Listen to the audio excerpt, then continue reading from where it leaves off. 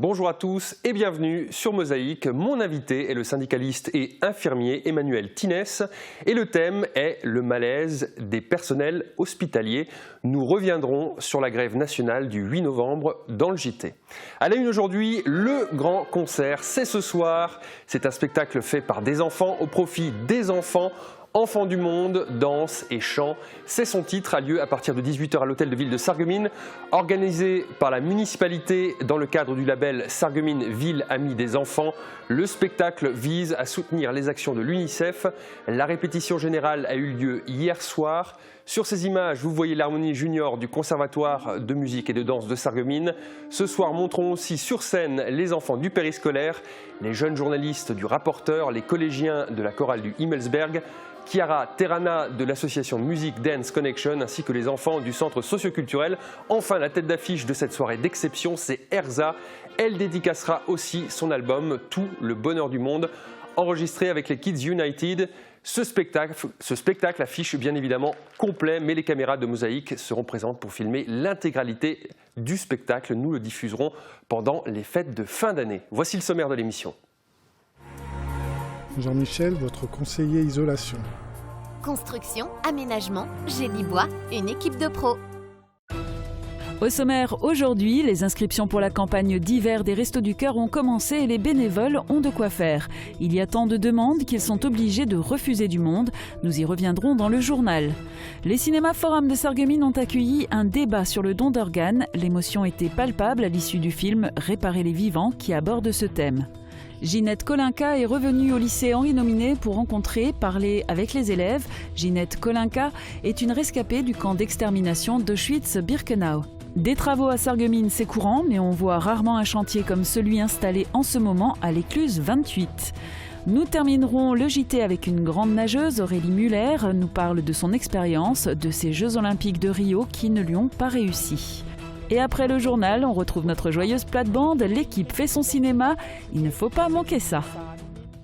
Dernier envol pour la série de Mosaïque, les premiers flocons de neige sont tombés sur le pays de Beach mardi. Les prises de vue ont été réalisées à Shorbach et à Beach. La neige n'a laissé que peu de traces, regardez.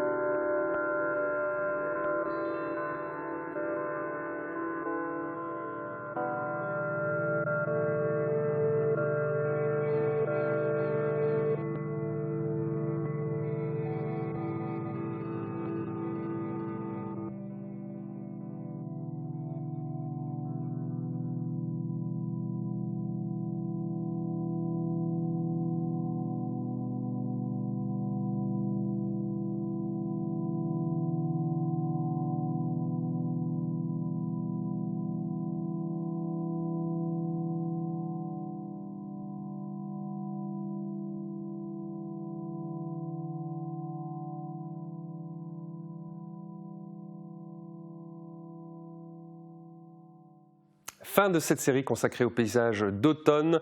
La semaine prochaine, nous pousserons les portes du foyer culturel de Sarreguemines. Le 10 novembre 2007, Mosaïque consacrait un reportage au défilé de la Saint-Martin. C'est notre séquence replay. Soyez Cloud Manager. Choisissez ID Réseau, partenaire des plus grandes marques Cisco, HP, Citrix.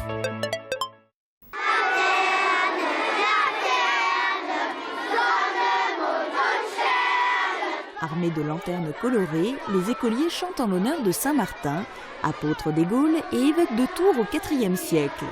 Une matinée festive pour ces petits élèves de l'école biculturelle de la Blise qui perpétuent ainsi une tradition typiquement allemande. Et le défilé dans les rues de Sarreguemines est l'aboutissement d'une minutieuse préparation.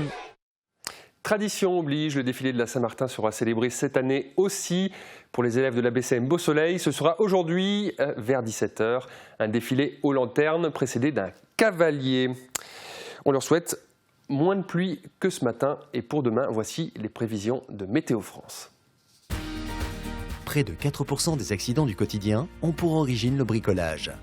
Assurance accident de la vie, la sécurité par tous les temps. Bonjour tout le monde, pour demain, les nuages se bousculent toujours dans notre ciel et laissent échapper quelques averses qui seront plus fréquentes sur l'est du département. Dans l'après-midi, le risque d'averses se cantonne au contrefort vosgien, mais des pluies fines ou de la bruine restent quand même possibles sous un ciel gris et bas. Côté température, les minimales iront de 1 à 3 degrés, les maximales évoluent entre 5 et 7 degrés, soit 3 degrés sous les normales. Demain, nous sommes le vendredi 11 novembre et nous fêtons les Martins. Le soleil nous accompagnera de 7h36 à 16h55. Je vous souhaite à tous une très bonne journée, à bientôt!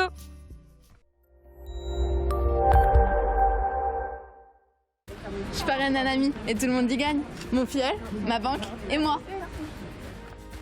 Au Crédit Mutuel, un client satisfait rayonne. Un an après, les parents de Marie et Mathias sont face au vide. En page régionale du Républicain Lorrain, le témoignage de Maurice et Jean-François, parents d'un couple de jeunes Messins tués lors de l'attentat du Bataclan.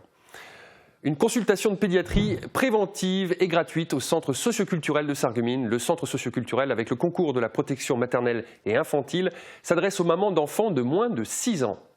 Dans l'édition de Forbach, 1900 collégiens s'élançaient pour le cross départemental. Il faisait froid, il pleuvait, mais ils ont couru sur le site du musée Les Mineurs à Petite-Rosselle. On poursuit avec le JT de Mosaïque.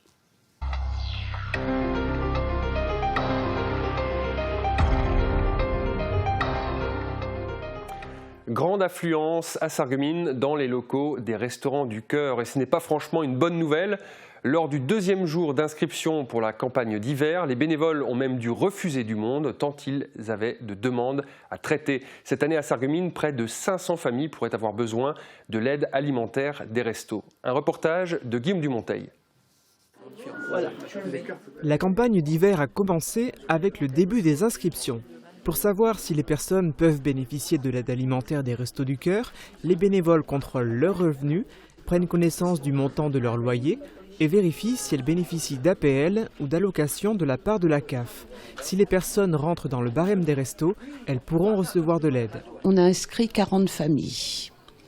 Et aujourd'hui, je pense que, vu le nombre de personnes qu'il y a, on va en inscrire au moins une 50aine. Par rapport à l'année dernière, je pense qu'on va en faire plus, comme on en avait fait à peu près 400 l'année dernière, même 440 pour être plus juste. Donc je pense qu'on va friser les 500 cette année.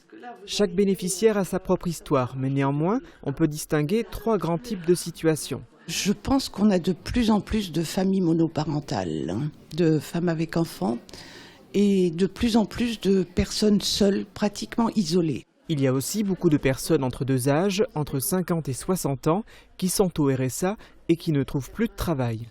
Malgré les difficultés qu'elles rencontrent au quotidien, 2 bénéficiaires de l'aide des restos ont accepté de s'exprimer sur leur situation et nous les en remercions. Je vis seule avec un enfant de 3 ans à charge et actuellement je suis à la recherche d'un emploi. J'ai arrêté un contrat mi-août parce que ça n'allait pas. Je travaille de temps en temps quand je fais des remplacements de ménage. Donc c'est aléatoire. Pour elle, l'aide des Restaurants du Cœur est précieuse. On économise sur beaucoup de choses, oui.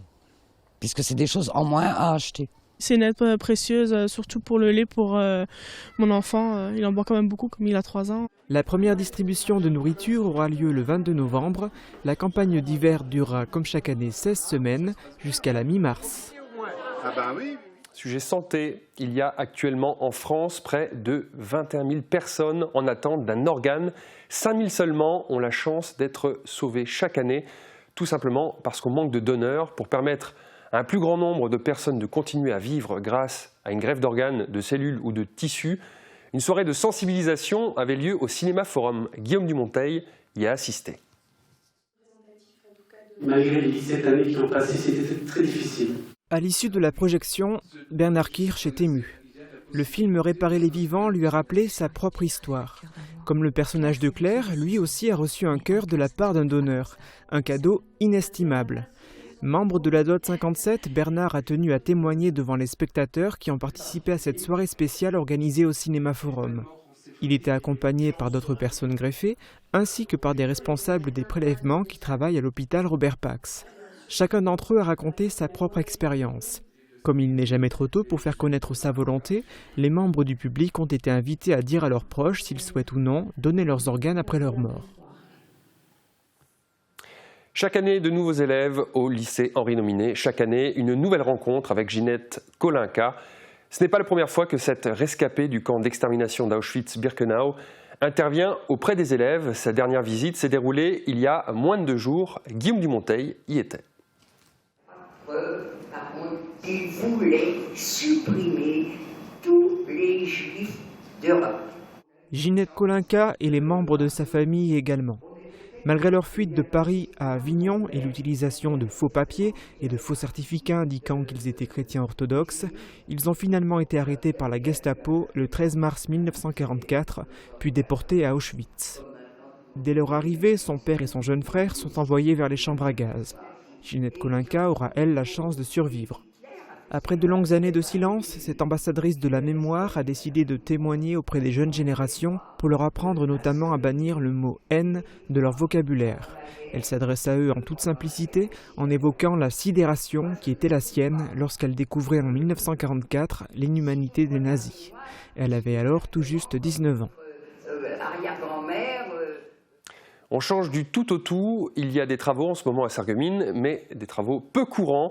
On n'avait plus touché à l'écluse 28 depuis 1954. Des travaux de rénovation sont en cours depuis le 10 octobre. En contrebas du pont de l'Europe, on fait le point sur l'évolution du chantier avec Marie Lorenz. Impossible de passer sur le pont de l'Europe sans remarquer le chantier qui est en cours au niveau de l'écluse 28 et notamment les 500 tonnes de matériaux nécessaires pour ériger 2 digues à l'amont et à l'aval du chantier. 2 digues indispensables pour permettre aux ouvriers de travailler en milieu confiné et sec. On est sur une rivière avec des crues potentielles. Donc la période de travaux a été avancée, on a commencé les travaux début octobre pour éviter les crues automnales qui statistiquement se produisent fin du mois de novembre, début du mois de décembre. Donc on a avancé un peu cette période de travaux pour éviter les crues. Après 62 ans, il était grand temps pour l'écluse de faire peau neuve. Les portes d'écluse sont remplacées, le génie civil et les maçonneries sont rénovés. Tous les ouvrages métalliques sur une écluse ont une durée de vie d'environ 50 à 60 ans. Les maçonneries sont bien entendu plus robustes. Cette écluse a 150 ans cette année et donc il était temps de refaire un certain nombre de travaux. Le problème principal qu'on rencontre avec des portes d'écluse qui sont usagées et vieilles, c'est les problèmes d'étanchéité. Donc en fait, l'étanchéité, l'écluse se vide et les automates ne permettent plus de faire fonctionner l'écluse n'étant plus étanche. Le coût des travaux s'élève à 450 000 € qui sont entièrement financés par Voies navigables de France. Pour ces travaux, il fallait être particulièrement vigilant à l'aspect sécurité. On a quand même un sas d'écluse qui est vide, hein, avec des chutes potentielles dont il faut se prévenir. On est en milieu urbain et on a une occupante d'une maison éclusière qui doit pouvoir accéder à sa maison en toute sécurité. Justement, ce chantier est aussi l'occasion de mettre en place une passerelle pour faciliter les déplacements de la résidente de la maison éclusière et l'ensemble des travaux devrait être achevé au début du mois de décembre. Place maintenant à l'invité du jour. Bonjour Emmanuel Tinès. Bonjour. Alors vous êtes secrétaire du syndicat Force Ouvrière au CHS de Sarreguemines, secrétaire adjoint de Force Ouvrière Santé au niveau départemental.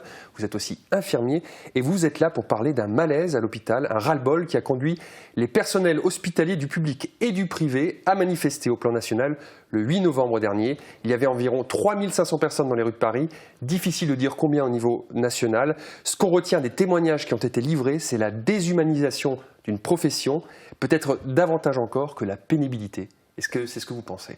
Oui, tout à fait. C'est un ensemble. L'ensemble de nos revendications ont été sur les conditions de travail, la dégradation des conditions de travail, le sens aussi qu'on donne au travail.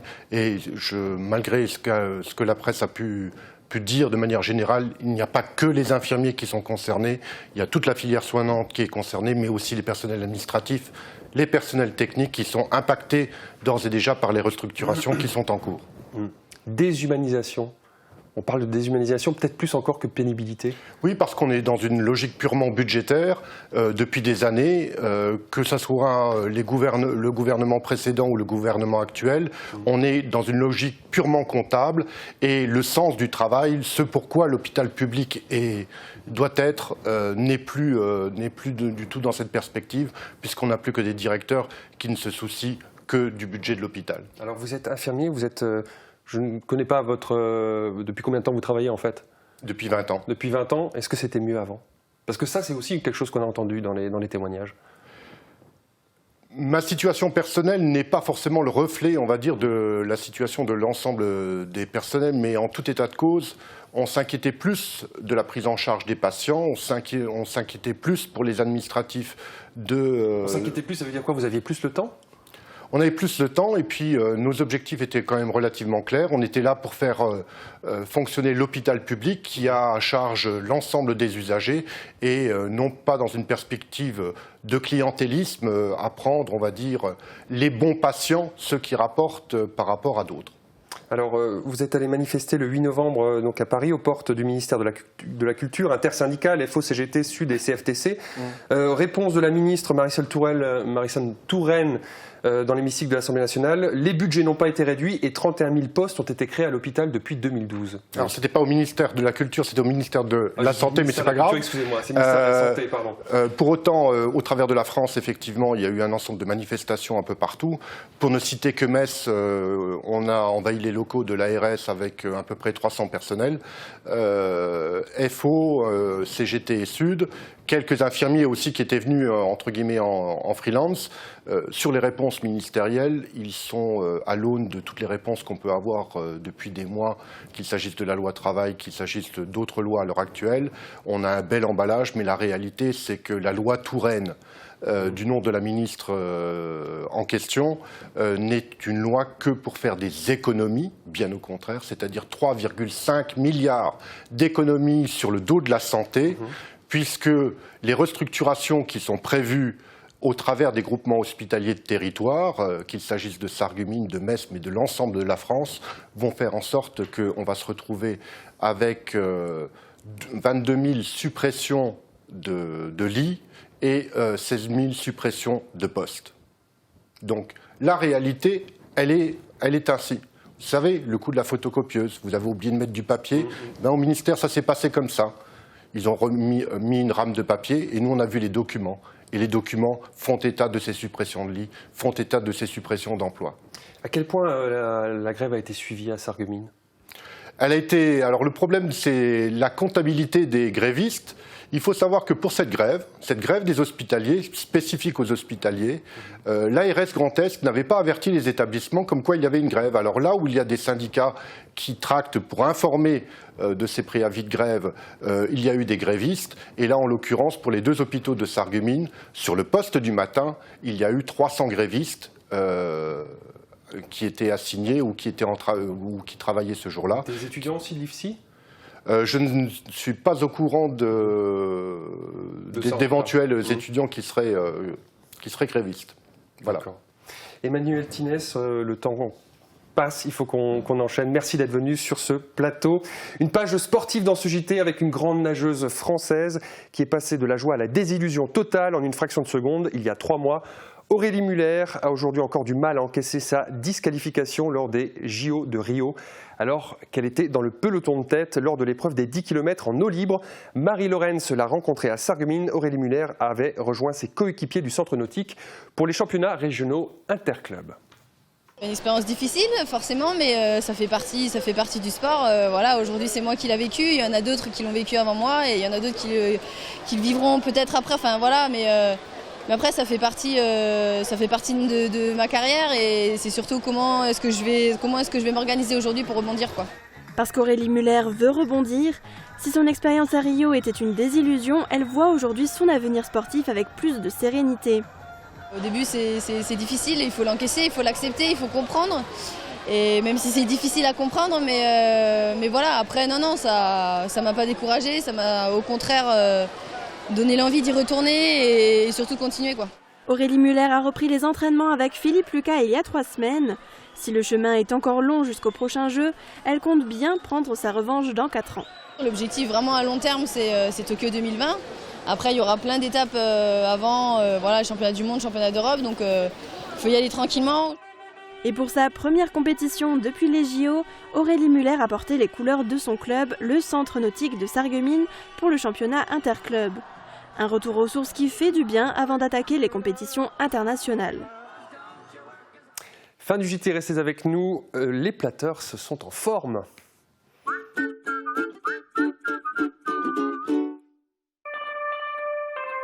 Le saviez-vous? Pro et compagnie prend le relais de Braun et Baltès à Sarreguemines. Plus pro, plus de stock, plus proche de vous, un meilleur SAV. Et ce n'est pas une option, une garantie premium sur les équipements TV et ménagers. En cas de panne, bénéficiez d'un échange à neuf pendant 2 ans. L'équipe Pro et compagnie à Sarreguemines, le réflexe gentillesse.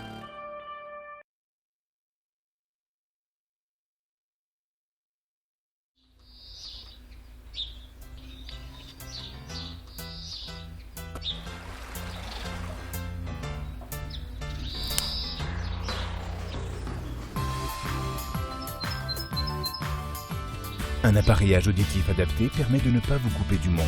Réagissez et faites confiance aux professionnels de la passion de l'audition.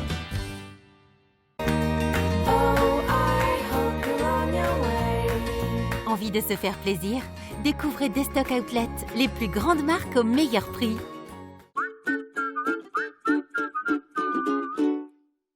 Bien-être, hygiène, consommables, équipement de la maison.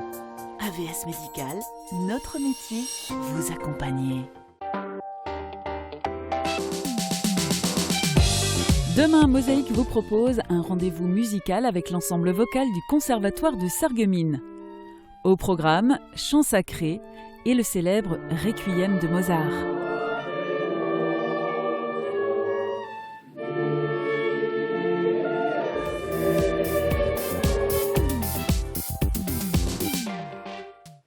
Notre joyeuse plate-bande fait son cinéma, des films indémodables aux grands acteurs. Martine, Suzanne, Bertrand et Sébastien vous emmènent cette semaine dans les salles obscures.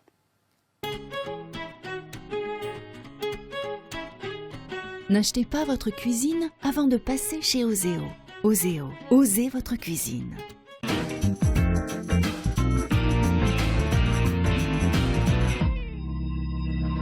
Bonjour liebe Zuschauer, also heute haben wir ein Kino, sage ich dir. Das ist unser Thema. Cinema. Cinema. Also Cinema. Ich werfe jetzt das Ding da rum. Also jetzt sind wir beim Jean-Marc im Forum. Cinema sind ja manche Filme, die sind indemodable, gell? Und du hast da sogar ein kleines Spiel. Ja, für euch. Wissen Sie, was der Film oder der Film, wo am meisten gesehen wurde in Frankreich seit immer und ewig, sind Millionen Eintritt. E.T. E.T., ne? Das ist nicht der E.T. Martin, was denkst du? Ah, das ist der Nummer 2. Das ist der Nummer 2. Was schlägst du vor? Die große Vadrouille. La Grande Vadrouille, das ist der Nummer 5. Oh. Also der, wo 21 Millionen oder sogar mehr als 21 Millionen Eintritt gemacht hat, ist der Schiff untergeht, wissen Sie? Der Titanic. Martin, die Lieder sind immer noch romantisch, gell? Ja. Die spezielle Frau da, die ins Kino gegangen ist, die hat auch romantische Filme geschaut, oder? Ja, die vom Bitschland. Ja. Die ist auch mal auf Sarreguemines ins Kino gegangen, gell? Ja. Und dann kauft sie da ein Ticket im Eintritt. Die Mom sagt, geht ein Ticket. Sie geht in den Saal hin, geht in den Saal. Über immer 5 Minuten später kommt sie wieder, kauft wieder ein Ticket. So, die verkauft ihr wieder ein Ticket. Dann will sie wieder in den Saal hingehen. Und über immer kommt die wieder retour für ein Ticket zu kaufen. Und dann fragt die Mom sagt, ey, gute Frau, ich habe nicht schon 2 Tickets verkauft. Warum braucht da nochmal einer? Ah ja, jedes Mal, wenn ich vor dem Saal bin, da steht einer und da verrät mir das Ticket. Du hast ja schon mal Affäre gemacht an dem Tag. Also, wenn du das jetzt vom Quiz hast, der Bertrand und ich haben ein bisschen nachgeschlagen. Wir arbeiten ja in der Mediathek. Ja, und da haben wir festgestellt, dass Man hat sehr viel Filme. Man hat sehr viele Filme. Und gute, Für eine Mediathek. Ja. gute Filme und auch gute Bücher, wo Filme daraus gemacht werden. Gell, Bertrand? Wie viel Ja, Prozent? zum Beispiel der Tarzan. Wo kommt denn der her? Ist das Auf der Dschungel. Auf der Dschungel? Ah ja, nee. Aber in Wirklichkeit, Edgar Rice Burroughs. Ja, Da hat eine Geschichte. Vom Buch, willst du Ah ja, vom Buch. Meistens sind ja die Filme vom Buch, ganz einfach. Und der Bertrand hat gesagt, der erste Film ist schon 1912 gedreht worden. Das war bestimmt schwarz-weiß ohne Ton. Ja, und da haben sie ohne Ton geschrieben, oh. Genau. Und wenn sie es auf Blatt gemacht hätte, hätte es geschrieben, oh, leck. Und das Jahr ist wieder der Tarzan rausgekommen. Also manche Filme, wenn sie gut sind, sind sie Oder indemodabel. der King Kong, glaube ich, ist auch schon ein paar Mal Ja, ein rausgekommen. paar Mal. Ja, War das auch ein Buch, Bertrand? Ja, das war ein Buch. War ein Buch. Und der Film ist 33 rausgekommen. Und es sind manche Filme, also manche gehen ja ein paar Mal ein Ticket holen, aber manche gehen auch lang ins Kino. Ben Hur, weißt du eher noch, wie lange es er gedauert hat, der Original. Ja. Da hat man 3, sogar 4, keine ne? Knutsche. Du gehst ins Kino für Knutschen? Nein, das war früher. Ich weiß nicht, ob das noch so gemacht wird. Aber früher war es so geknutscht im Cinema, gell? Das war so Rendezvous des Amoureux. Ja. Aber in dem sind die romantischen Filme immer Mode. Ha? Ja. Und der Ben Hur, das hat 4 Stunden gedauert. 4 Stunden eben schon überlegen. Jetzt haben wir auch noch, also pardon Martin, aber wenn du von Cinema redest, reden wir auf den Tag. Von Akteuren, Von ja. Akteuren. Du hast so ein gutes Talent gesehen. Schon da will es so von der älteren Frau, die ist auch ins Kino gegangen, gell? Ja. Und dann hat sie dort, geht jetzt einmal ins Kino und dann fragt sie dort das Momsel, machen wir etwas für die älteren Leute? Und dann sagt die Momsel, ja, wir wegen sie, wenn der Film fertig ist. Überhaupt mit dem Ben Hur. Reden wir mal jetzt von der Starlet. Einfach die Starre. Wer war dann Morna Jane? Das war Marilyn Monroe. Genau. Aha, gut. Und wer war dann der Bernhard Schwarz? Der Schwarzenegger. Der Tony Curtis hat Bernhard Schwarz geheißen. Das ist ja wirklich ein Name. Das ist ein wirklicher Name. Ah, da bin ich auch einer. Ja, wem? Marion Morrison, wer ist denn das? Marion Morrison. Ist er Blondie oder Schwarzi? Das war ein Blondie, ja. Ein Blondie. Verstanden, ja? Cotillard. Nee, Das überhaupt nicht. Brigitte Leine. Nein, kommen wir gar nicht drauf. Mario wie? Marion Morrison. Ganz einfach. Wem? John Wayne. Ja. Und da hat es gar nicht gern gehabt. Das wäre ja da direkt der Name gewechselt. Gell? Aha. Und dann haben wir noch War nicht sehr viril, ne? Frederik Austerlitz, das ist der Fred Astaire. Ja. Oh. Ja. So, ich glaube, wir haben jetzt genug vom Kino geredet. Ja. Also die ältere Frau, die schicken wir lieber ins Theater, Theater, gell? Ins richtig. Kino. Das Blatttheater spielt ja bald wieder, gell? Ja, das sage ich mir in der Blatttheater. Wie heißt das Stück das Jahr? Opa es langt. Voilà. Und das Programm kennen wir auf Radio Melodie Oder oder in der Zeitung. in der Zeitung und so weiter. Also das nächste Mal haben wir auch Cinema, aber unser Thema ist eigentlich Service après-vente. Das ist- SAW. Ja. Ja, Das ist Kino auch für so sich. Kino. Ja. So, bis nächste Mal, liebe Zuschauer. Aujourd'hui, jeudi, il y a 15 films à l'affiche des cinéma-forums de Sarreguemines, c'est dire si vous avez le choix.